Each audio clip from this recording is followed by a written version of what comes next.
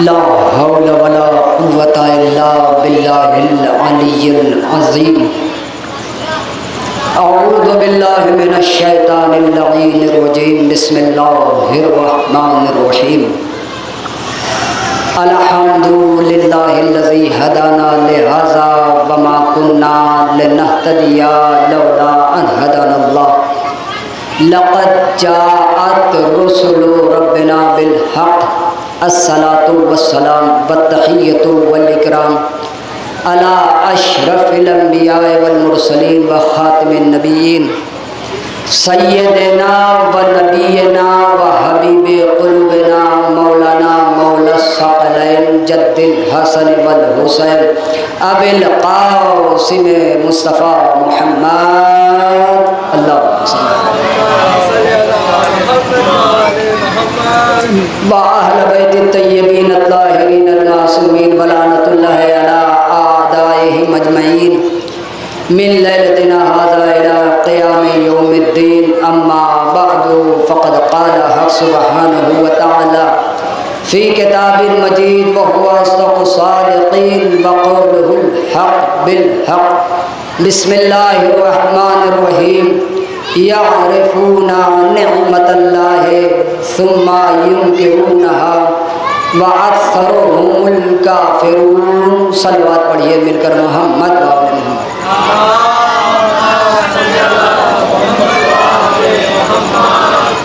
حضرات گرامی قدر اور واجب الاحترام سامعین،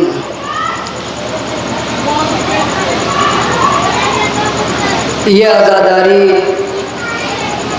یہ مجلسیں، یہ جلوس ہائے عزا، یہ شب داریاں، یہ ایک وعدہ ہے جس کو وفا کیا جا رہا ہے، اور یہ وعدہ کسی معمولی شخصیت کا نہیں، بلکہ ایک بیٹی نے اپنے بابا سے پوچھا تھا، بابا میرے بیٹے پر روئے گا کون؟ اور اسی وعدے کو وفا کرنے کے لیے ہم آپ یہاں تشریف رکھتے ہیں. اور یہ یاد رہے میرے دوستو عزیزو کہ یہ مجلسیں کوئی رسم نہیں، یہ ماتم کوئی رسم نہیں، یہ جلوس ہائے عزا کوئی رسم نہیں، بلکہ یہ عین عبادت ہے. دیکھیں رسمیں ہمیشہ بنتی اور بگڑتی ہیں. ہم نے بہت سی رسموں کو دیکھا جو بنی بھی اور بگڑی بھی، لیکن 1400 سال سے آج تک مجلسیں جس عنوان سے ہوتی تھی وہ آج بھی اسی عنوان سے ہو رہی ہیں. ہم نے بڑے بڑے اجتماعات دیکھے جو اعلیٰ ترین صوفوں پر ہوتے ہیں، لیکن یہ مجلس رسم نہیں بلکہ عبادت ہے. عبادت میں کوئی تبدیلی نہیں ہوگی. آج سے 1400 سال پہلے جس انداز سے مجلسیں ہوتی تھیں آج بھی ہو رہی. کل یہی مجلسیں فرش عزا پر ہوئی تھی تو آج بھی فرش عزا پر ہی ہو رہی ہیں. اور کیوں نہ ہو میرے دوستو عزیزو، یہ اصل میں فرش عزا نہیں ہے، بلکہ یہ ارفع و اعلیٰ آسمان کی صورت اختیار کر چکا ہے. بھائی ظاہر سی بات ہے یہ فرش عظیم نعمت ہے جس پہ اہل بیت علیہم السلام تشریف لاتے ہیں. تو عزیزان محترم میں یہاں پہ ایک جملہ ضرور کہتا ہوں کہ دیکھو اپنے گھر کی تہذیب کو اپنے گھر پر رکھو، اپنے گھر کی تہذیب کو فرش عزا پر نہ لاؤ، بلکہ فرش عزا کی تہذیب کو اپنے گھر لے کے جاؤ. سمجھ رہے ہیں آپ؟ اگر اپنے گھر کی تہذیب فرش عزا پر لاؤ گے تو اختلاف پیدا ہوگا، تو فساد برپا ہوگا. لیکن اگر یہاں کی تہذیب یعنی فرش عزا کی تہذیب اپنے گھر لے کے جاؤ گے تو تمہارا گھر گھر نہیں ہوگا بلکہ وہ جنت کے مانند ہو جائے گا. ایک صلوات پڑھیں مل کر محمد و آل محمد.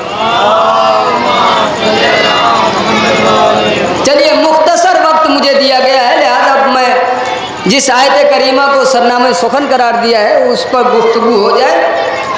मेरे दोस्तों अजीज़ों, यकीन माने कि अगर तर्जुमा मैं आप तक पहुंचा ले गया तो आज की मेहनत स्वारत हो जाएगी।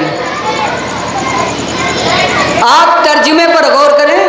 इरशाद रब्बुल इज़्ज़त हो रहा है सूरत नहल की आयत नंबर 83, सूरह नहल की आयत नंबर 83। इरशाद रब्बुल इज़्ज़त हो रहा है यारिफूना नेमत अल्लाह है, उन्होंने अल्लाह की नेमत को पहचान लिया, उन्होंने अल्लाह की नेमत को पहचान लिया। सुम्मा युनकिरूना, फिर उसका इनकार कर दिया, फिर उसको भुला दिया। व अक्सरुहुमुल काफिरून, उनकी अक्सरियत काफिरों की है, जिन्होंने अल्लाह की नेमत को झुटला दिया, अल्लाह की नेमत का इनकार किया, उनकी अक्सरियत काफिरों की। और कुरान कह रहा है, ये अपनी तरफ से कोई रवायत नहीं पेश कर रहा हूँ, आयत कह रही है कि उन्होंने अल्लाह की नेमत को पहचान लिया है, जान लिया है। सुम्मा युनकिरूना, फिर उसका इनकार कर गए। वह अक्सरुहुमुल काफिरून, उनकी अक्सरियत काफिरों की है। तो अज़ीज़ान मोहतरम, अब मुझे बताएं कि ये नेमत इलाही है क्या, जिसको इन्होंने पहचान लिया और पहचानने के बाद उसका इनकार कर दिया? ये नेमत है क्या? जब हमने तफासिर में देखा तो किसी ने कहा कि नेमत से मुराद ये लजीज ग़िज़ाएं हैं जो हम आप खाते हैं, किसी ने कहा नेमत से मुराद ठंडा पानी है, किसी ने कहा नेमत से मुराद वो लिबास जो हम आप ज़ेबेतन करते हैं, पहनते हैं। जो जैसा था उसने वैसी बातें की। किसी ने कहा कि साहब नेमत से मुराद ये आँखें हैं जिससे हम आप देखते हैं, किसी ने कहा नेमत से मुराद ये कान है जिसके ज़रिए हम सुनते हैं, किसी ने कहा नेमत से मुराद ये ज़बान है जिससे हम गुफ्तगू करते हैं। कुरान क्या कह रहा है? उन्होंने नेमत को पहचान लिया है, पहचान के फिर इनकार किया। अब मुझे बताएं कि कोई ऐसा शख्स आपने देखा है जिसके पास दो आँखें हैं और आँखों से वो देख रहा है फिर भी कहे कि मैं नहीं देख रहा हूँ, कान है सुनाई दे रहा है लेकिन फिर भी कह रहा है मुझे सुनाई कुछ नहीं देता, ज़बान है बोल रहा है लेकिन फिर भी ये कहे कि मैं गूंगा हूँ? तो आपने ऐसा आदमी नहीं देखा होगा। तो इसका मतलब है ये नेमतें हैं, मैं इसका इनकार नहीं है। आँखें नेमत, ज़बान नेमत, कान नेमत, लेकिन आज तक किसी ने इनका इनकार नहीं किया और इनके इनकार करने वाले अक्सरियत में नहीं है। तो फिर अज़ीज़ान मोहतरम, ये नेमत है क्या? नेमत है क्या? अच्छा, फ़र्ज़ कीजिए कि आपने मुझे दावत पे बुलाया और कहा जाता है ना कि नेमत का सवाल होगा, जो खाया है जो पिया है उसका सवाल अल्लाह करेगा। याद रखिए, जो हम सब खा रहे हैं, पी रहे हैं, या सांसें ले रहे हैं, या आंखों से देख रहे हैं, या कान से सुन रहे हैं, इसका सवाल नहीं होगा। नेमत कोई अजीम शय है जिसका सवाल किया जाएगा, जिसके सिलसिले में पूछा जाएगा। तो ये नेमत है क्या? तो आपने मुझे दावत पे बुलाया और बुलाने के बाद अनवा व अक़साम की ग़िज़ाएं आपने दस्तरखान पर चुन दी और चुनने के बाद कहा मौलाना बिस्मिल्लाह खाएं। अब मैंने खाया, चूँकि खाना बहुत अच्छा बना था तो 2 रोटी के बजाय मैंने 4 रोटी खाई। जब मैं खा चुका, हाथ धुलने के बाद मैंने सोचा कि अब निकला जाए, जब तक आपने मेरा हाथ पकड़ा और पकड़ने के बाद कहा मौलाना अभी तक जो खाया है उसका हिसाब दीजिए, जो ठंडा पानी हमने आपको पिलाया उसका हिसाब दीजिए, जो रोटियां आपने खाई है उसका हिसाब दीजिए, जो अनवा व अक़साम की ग़िज़ाएं आपने खाई है उसका हिसाब दीजिए।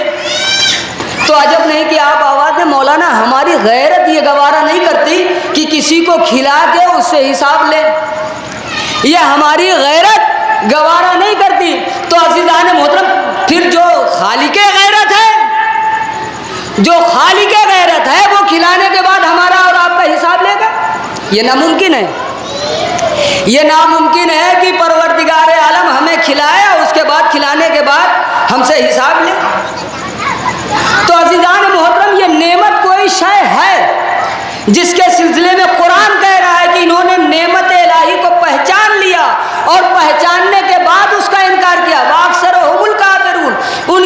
اکثریت کافروں کی ہے۔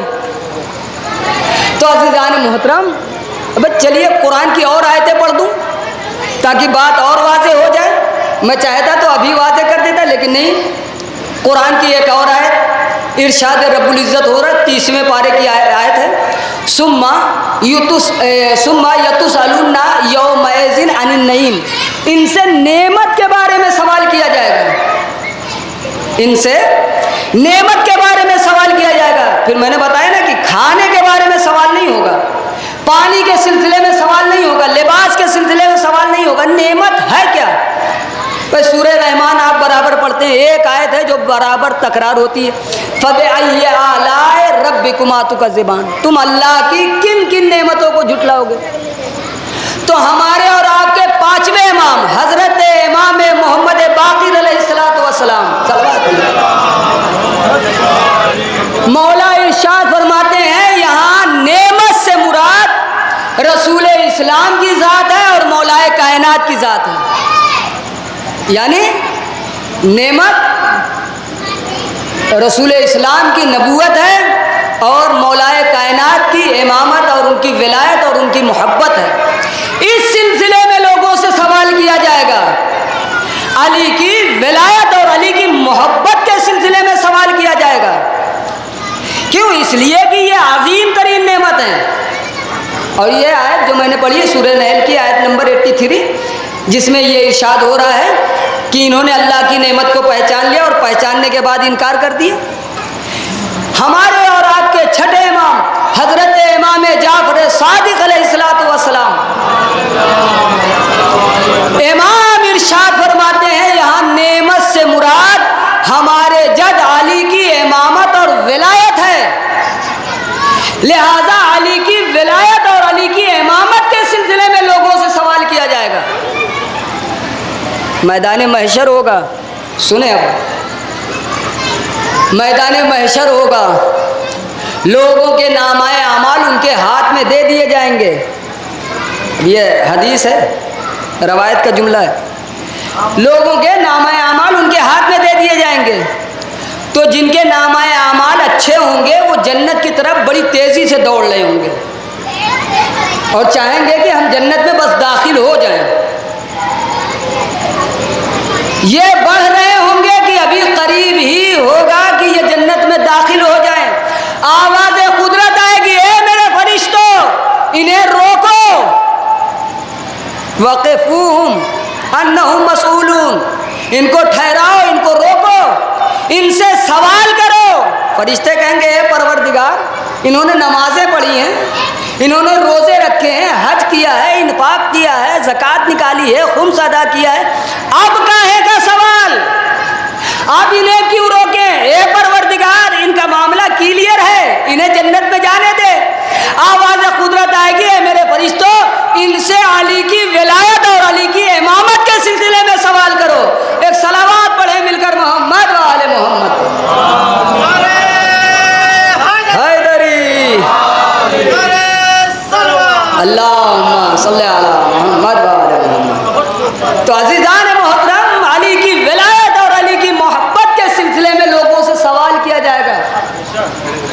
اس کا مطلب یہ ہوا میرے دوستو عزیزو کہ وہاں نماز کام نہیں آئے گی، تنہا نماز، ہاں وہاں تنہا نماز کام نہیں آئے گی، وہاں روزے تنہا کام نہیں آئیں گے، وہاں زکوٰۃ، وہاں ہمارا حج کام نہیں آئے گا۔ جو کام آنے والی شے ہے وہ علی کی ولایت اور علی کی محبت ہے۔ جس کے دل میں علی کی ولایت اور علی کی محبت ہوگی وہ وہی جنت میں داخل ہوگا۔ آپ لاکھ نمازیں پڑھے رہیے، لاکھ روزے رکھیے، لاکھ حج پہ حج کیجیے، لیکن اگر علی کی ولایت اور علی کی محبت دل میں نہیں ہے تو سارے اعمال ہمارے برباد ہو جائیں گے۔ ایک صلوات پڑھیں مل کر، محمد و آل محمد۔ تو ابھی تک جتنی آیتیں پڑھی اس میں نعمت میں نے آپ کو سنایا ہے، اب نعمت دکھاؤں، نعمت آپ کو دکھاؤں اور ربط مسائب۔ نعمت الہی کے سلسلے میں سوال کیا جائے گا۔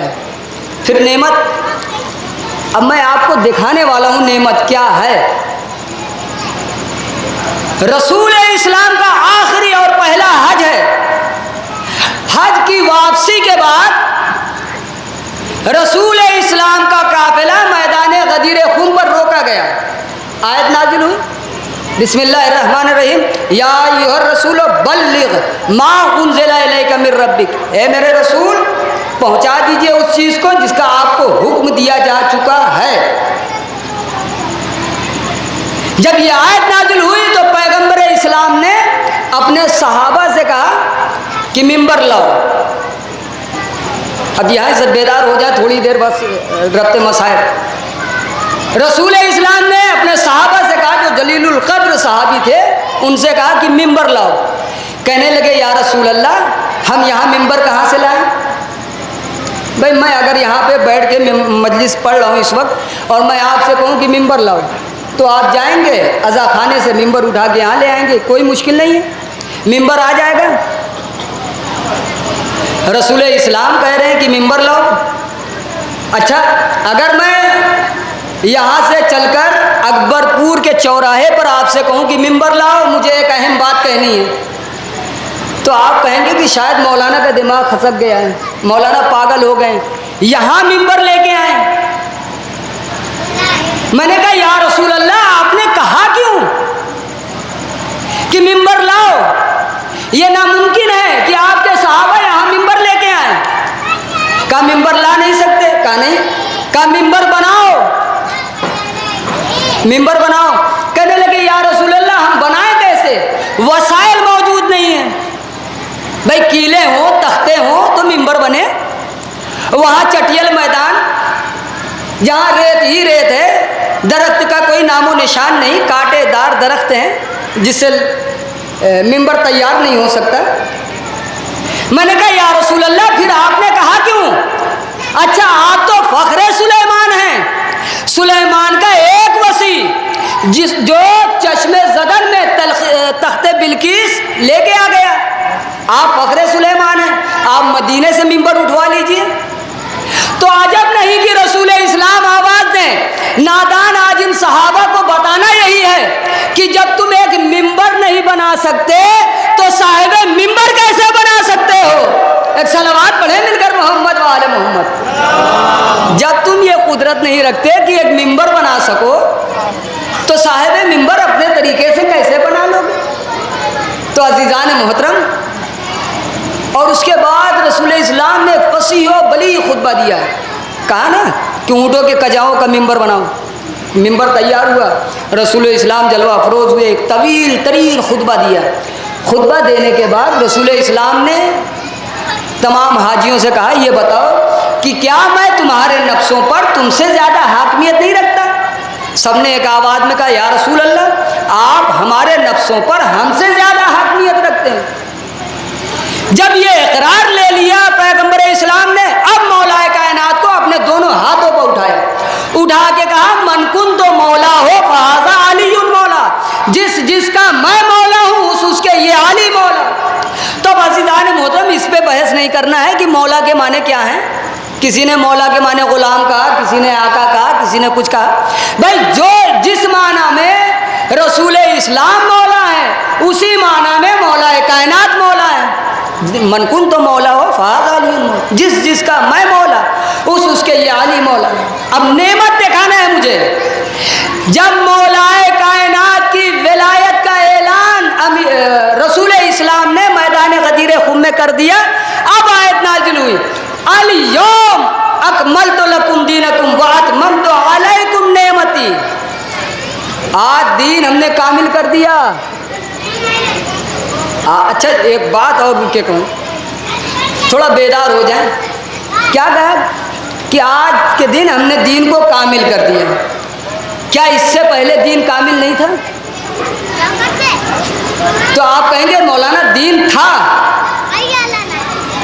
مگر کامل نہیں تھا. قرآن کہہ رہا ہے نا کہ آج کے دن ہم نے دین کامل کر دیا. اس کا مطلب یہ ہے کہ دین تھا مگر کامل نہیں تھا. تو عزیزان محترم پھر رسول اسلام کے سلسلے میں آپ کا کیا خیال ہے؟ بھائی دین لانے والے رسول اسلام، کیا معاذ اللہ ثم معاذ اللہ رسول اسلام کی ذات ناقص تھی؟ کیا رسول اسلام کی ذات ناقص تھی؟ کہا صاحب سوچ نہیں سکتے، یہ خیال بھی پیدا نہیں کر سکتے کہ رسول اسلام کی ذات ناقص تھی۔ تو عزیزان محترم، جب دین نامکمل تھا تو کسی ناقص کے حوالے نہیں کیا، اور جب دین کامل ہو گیا تو کسی ناقص کے حوالے کر جاتے۔ ایک صلوات پڑھیں مل کر محمد والے محمد حیدری زندہ آباد، زندہ آباد، زندہ آباد، زندہ آباد، زندہ آباد، زندہ آباد، اللہم صلی علی محمد وآل محمد۔ جب دین کامل نہیں تھا تو کسی ناقص کے حوالے نہیں کیا، جب دین کامل ہو گیا تو کسی ناقص کے حوالے کیسے رسول اللہ کر جاتے؟ تو عزیزان محترم، آیت نازل ہوئی، آج کے دن ہم نے دین کامل کر دیا، نعمتیں تمام کر دی۔ آج کے دن ہم نے دین کامل کر دیا، نعمتیں تمام کر دی۔ تو عزیزان محترم، معلوم یہ ہوا کہ نعمت سے مراد علی کی محبت اور علی کی ولایت ہے۔ ایک صلوات پڑھیں مل کر محمد والے محمد۔ اور عزیزان محترم،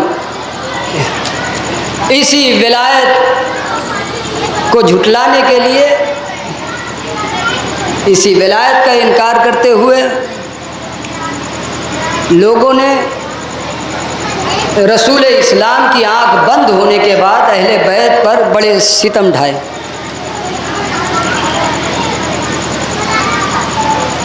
ابھی رسول اسلام کی آنکھ بند ہوئے 3 دن بھی نہ گزرا تھا کہ مسلمان رسول کی بیٹی کے دروازے پر آگ اور لکڑی لے کے جمع ہو گئے۔ تاریخ اور آگے بڑھی، ہماری اور آپ کی شہزادی امت سے یہ غم لے کے دنیا سے گزر گئی۔ مولائے کائنات کو مسجد کوفہ میں ضربت لگی، مولائے کائنات اس زخم کو لے کر اس دنیا سے رخصت ہوئے۔ تاریخ اور آگے بڑھی، امام حسن علیہ السلام کو زہر دغا سے شہید کیا گیا، اور وصیت کے مطابق روضہ رسول میں دفن کرنا تھا، لیکن مسلمانوں نے رسول اسلام کے اس نواسے کے ساتھ وہ سلوک کیا کہ جنازے پر تیروں کی بارش کی گئی۔ جنازہ لوٹ کے، پہلی مرتبہ تاریخ کا پہلا جنازہ ہے جو قبرستان سے لوٹ کر دوبارہ گھر آیا، اور ماں کے پہلو میں دفن کیا گیا۔ تاریخ اور آگے بڑھی، حسین کو مدینے میں چین سے رہنے نہ دیا گیا۔ عزاداران مظلوم کربلا، آج زمانہ ہم سے پوچھے کہ ہم روتے کیوں ہیں؟ ہم روتے اس لیے ہیں کہ اہل بیت کو رونے نہیں دیا گیا، اہل بیت پر ستم ڈھائے گئے، اہل بیت کے حق کو غصب کیا گیا۔ عزاداران مظلوم کربلا، حسین کربلا کے میدان میں آئے اور آ گئی عاشور کی وہ گھڑی جب حسین ایک ایک انصار کے لاش اٹھا کے خیمے میں لا رہے ہیں۔ ایک وقت حسین پر وہ آیا کہ جب حسین اپنی گود کے پالوں کی لاشیں کربلا کے میدان میں اٹھا رہے ہیں۔ عزاداران مظلوم کربلا، اب حسین ہیں اور حسین کی تنہائی۔ ایک مرتبہ حسین نے آواز استغاثہ بلند کیا، حل من ناصر ینصرنا، ہے کوئی جو ہماری مدد کے لیے ہے؟ عزاداران مظلوم کربلا، حسین کی آواز استغاثہ میں وہ درد تھا کہ ششمائے نے اپنے آپ کو گہوارے سے گرا دیا، بیویوں میں کوہرام برپا ہوا۔ حسین در خیمہ پہ آئے اور آن کر کے کہا، اے میری بہن زینب، میری زندگی میں رونے کا سبب کیا ہے؟ بہن نے آواز دی، اے بھیا، تمہاری آواز استغاثہ میں وہ درد تھا کہ علی اصغر نے اپنے آپ کو گہوارے سے گرا دیا۔ اے عزاداران مظلوم کربلا، حسین نے ارشاد فرمایا، اے بہن زینب، لاؤ میرے بچے کو میرے حوالے کر دو، میں نے اپنے بچے کا مقصد سمجھ لیا۔ عزاداران مظلوم کربلا، کربلا کی جلتی ہوئی دھوپ چلچلاتی ہوئی گرمی، ایسے میں حسین کے ہاتھوں پر ایک ششماہا ہے. حسین نے ابا کے دامن سے ششماہے کو ڈھکا اور فوج اشکیا کی طرف آئے اور آن کر کے کہنے لگے. وہ حسین کی مظلومیت دیکھیں میرے دوستو عزیزو. دیکھو مصائب سننے کی چیز نہیں ہے، احساس کر لیں مصائب ہو گیا، چند آنسو قطرے آپ گر جائیں اور رومال زہرا کی زینت بن جائے کافی ہے. حسین فوج اشکیا سے مخاطب ہوئے. اے فوج اشکیا، اگر تمہاری نظروں میں حسین خطاوار ہے تو اس بچے نے کیا خطا کی ہے؟ اسے تھوڑا سا پانی پلا دو. آواز آئی، اے حسین، اگر پوری دنیا پانی پانی ہو جائے تو پھر بھی ہم آپ کو ایک قطرہ آب نہ دیں گے. عزاداران مظلوم کربلا اتنا کہنا تھا کہ حسین نے اپنے ششماہے کو جلتی ہوئی خاک پر لٹا دیا اور لٹانے کے بعد کہے فوج اشکیا، اگر تم یہ سمجھتے ہو کہ اس بچے کے بہانے حسین پانی پی لے گا تو آؤ تم ہی اس بچے کو تھوڑا سا پانی پلا دو. لیکن عزاداران مظلوم کربلا کسی کو رحم نہ آیا. ایک مرتبہ تڑپ کر حسین نے بچے کو آغوش میں اٹھایا تو اس چھوٹے سے بچے کے پشت پر چھالے نکل چکے تھے. ایک مرتبہ حسین نے آواز دی، اے میرے لال علی اصغر، تم بھی حجت خدا کے فرزند ہو، اپنی پیاس ان ظالموں پر ظاہر کر دو. عزاداران مظلوم کربلا قیامت ہو گئی. ششماہے نے اپنی سوکھی زبان سوکھے ہوئے ہونٹوں پر پھیرنا شروع کیا. فوج اشکیا منہ پھیر پھیر کر رونے لگی. جب یہ بگڑا ہوا ماحول عمر سعد نے دیکھا تو آواز دی، آئینہ آئینہ ہرملا اقطع کلام الحسین. اے ہرملا تو کہاں ہے؟ حسین کے کلام کو قطع کر دے. لو عزاداران مظلوم کربلا، حسین کے ہاتھ میں ششماہا ہے، ادھر ہرملا کے ہاتھ میں تیر شوبہ ہے. اس نے عزاداران مظلوم کربلا اب تیر رہا کرنا چاہتا ہے مگر تیر خطا کر رہا ہے. کہنے والے نے کہا، اے ہرملا، جب ہم سے کوئی پوچھتا تھا کہ سب سے بڑا بہادر عرب میں کون ہے تو ہم تیرا نام لیتے تھے، یہ آج تیرا تیر خطا کیوں کر رہا ہے؟ کہا تم نہیں جانتے، جب میں تیر چلانا چاہتا ہوں تو کبھی رسول اللہ سامنے آ جاتے ہیں. اے ہرملا، اس بچے نے کیا خطا کی ہے؟ ارے اسے تیر نہ مارنا، اسے تھوڑا سا پانی پلا دے. ہرملا کہتا ہے کبھی علی مرتضیٰ آ جاتے ہیں، کبھی ایک نقاب پوش معظمہ آ جاتی ہے. اے ہرملا، ارے اس بچے نے کیا خطا کی ہے؟ اسے تھوڑا سا پانی پلا دے. لیکن عزاداران مظلوم کربلا اب جو ہرملا نے چلے کمان میں تیر کو جوڑا اور رہا کیا، سنسناتا ہوا تیر گولوئے علی اصغر کو چھیدتا ہوا بازو حسین میں پیوست ہوا. اے عزادارو، بچے کے گلے میں تیر پیوست نہ ہوا بلکہ بچہ تیر سے ذبح ہو گیا. بچہ تیر سے ذبح ہو گیا. حسین نے بچے کا خون لیا، آسمان پر چڑھا ڈالے. آواز آئی، اے حسین، اگر خون نحق کا ایک قطرہ آسمان پر آ گیا تو تا قیامت بارش نہ ہوگی. مجبور ہو کر حسین نے زمین پر ڈالنا چاہا.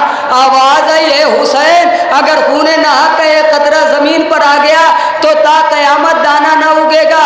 اے عزادارو، آج جو کچھ ہم کھا پی رہے ہیں وہ علی اصغر کا صدقہ ہے اور علی اصغر باب الحوائج ہیں.